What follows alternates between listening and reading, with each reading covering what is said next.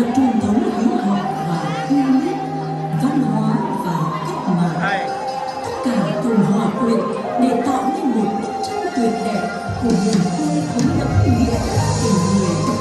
Với những thành quả đạt được trong hành trình phát triển, Nghệ An đang vững bước vào tương lai với niềm vui và khát vọng thịnh vượng, phấn khởi bay ra biển lớn, xây dựng quê hương ngày càng giàu mạnh như mơ ước của Bác Hồ kính yêu.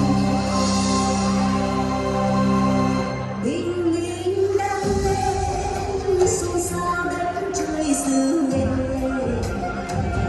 bình minh lung linh sáng hoa chân trời óc về,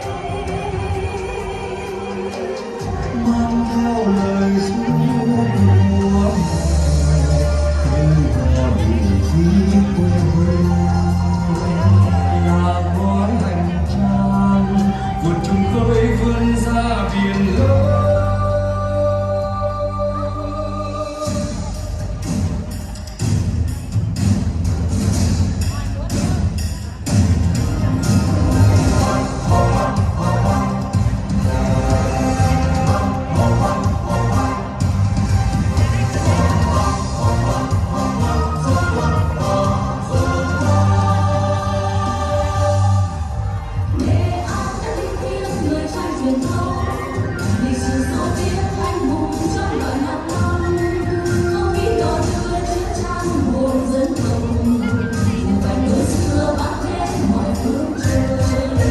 Nghệ An cũng vươn lên làm theo lời